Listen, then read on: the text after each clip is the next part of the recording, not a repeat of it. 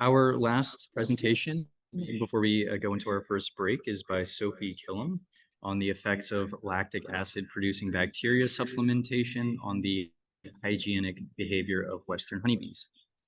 I'm going to be presenting on the potential for gut microbes to affect honeybee hygienic behavior. So the holobiome theory of evolution depicts an organism and its microbiota as a deeply symbiotic community known as the holobiont. These gut microbes mediate many different systems within the body, including digestion, physiology, immunity, and brain chemistry.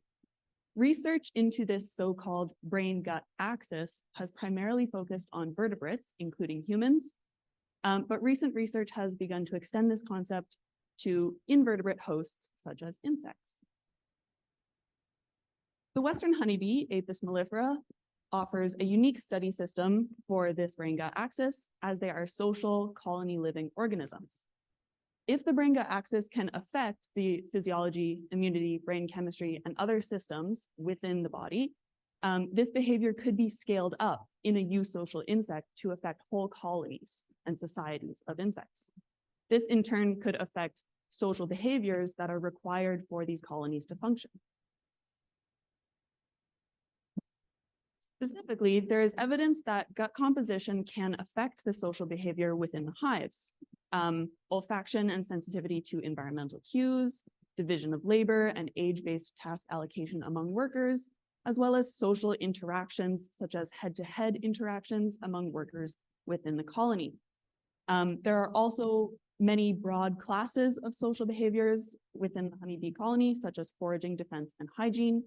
Specifically, I will be focusing on hygiene behavior, which is the heritable social behavior of removing potentially diseased or dead brood within the hive to avoid any spread of contagion. So I'm looking at whether supplementation of the microbiota can affect hygiene behavior within free living colonies of honeybees. There's evidence that the gut microbes can help synthesize neurotransmitters and metabolites within the body. So key microbes that synthesize olfactory-associated neurotransmitters may help lower the response threshold needed to trigger that hygiene behavior. On this graph here, we see the composition, the natural gut composition of the honeybee with all the major classes. I'll specifically draw your attention to the gray and yellow bars there, the lactobacillus and bifidobacterium classes. So some of the considerations for my project were strain choice. And as I mentioned, the lactobacillus and bifidobacterium are naturally found in the honeybee gut. They are both lactic acid producing bacterial strains. And those are thought to influence the concentration of gamma aminobutyric acid, or GABA, which is a neurotransmitter that is found in honeybees as well as humans. It's thought to influence sensory sensitivity and olfaction. The delivery mechanism for the probiotics that I chose was the pollen patty.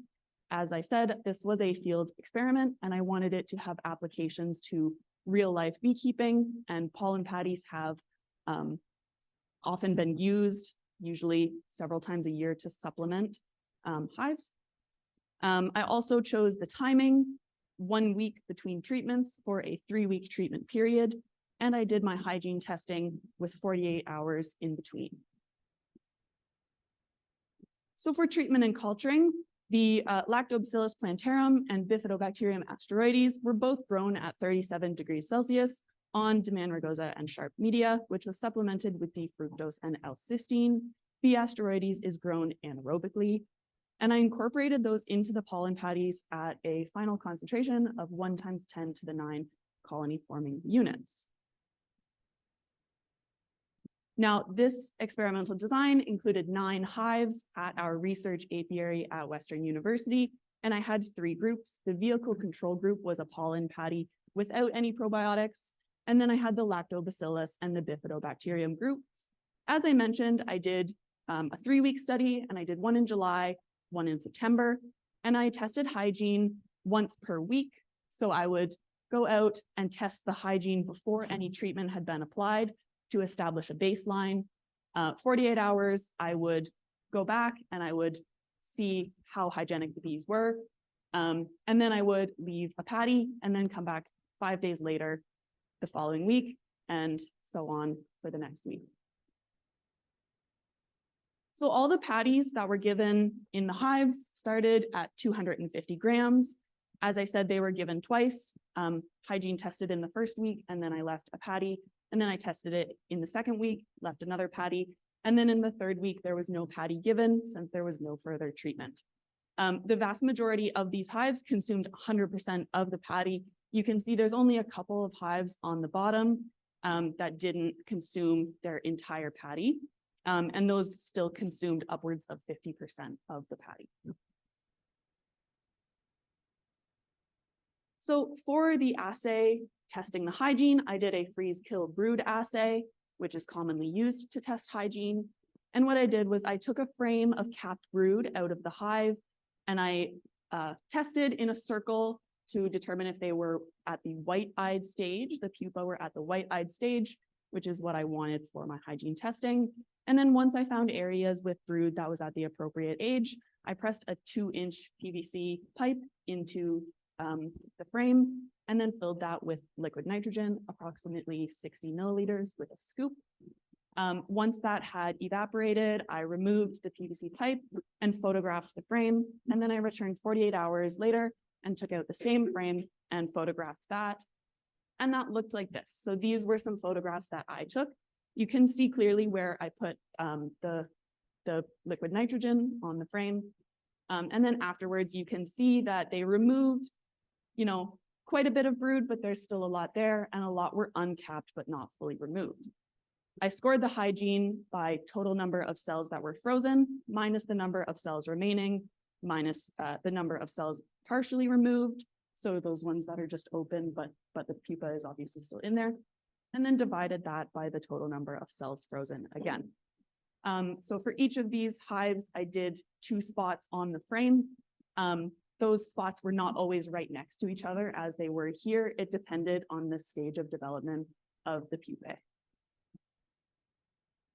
So those results were highly variable. These are the July results here. And we found a trend in the bifidobacterium treatment and a slightly significant result in the lactobacillus treatment, and no significance in the vehicle group, which is what we were hoping for. We are still working through, these are some preliminary results, but these were analyzed with a Friedman test, a non-parametric repeated measures ANOVA. The September results, we are still working through. Some of the hives lost their queens during the experiment, so we're working through what to do with that data now. To confirm treatment effects, I will be doing 16S ribosomal RNA sequencing on the guts. We want to look at the composition of the community and whether the treatment, the probiotic supplementation that we gave, was able to persist in living colonies and permeate through the colony. So I took samples before any treatment was given, and then I took samples after the first treatment and after the second, and I'd like to compare whether the composition of the microbiota changed during the course of the experiment, and if so, how and how long was that able to persist.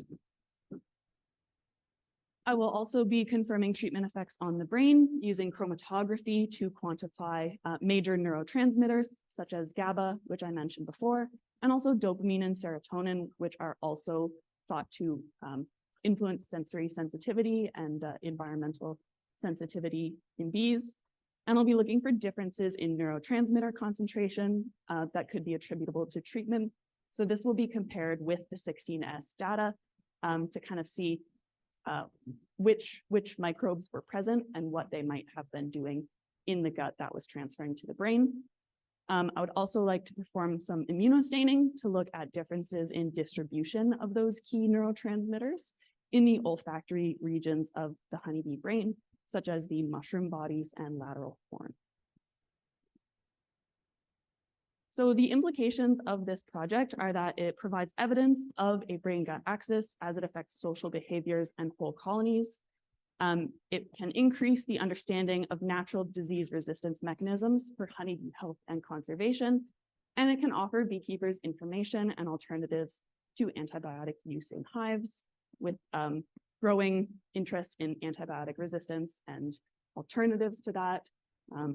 It can be very important to know some of those things. So with that, I would like to thank my supervisor, Dr. Graham Thompson, and my advisors at Western University, Drs. Greg Thorne and Yolanda Morby. And I can also take any questions.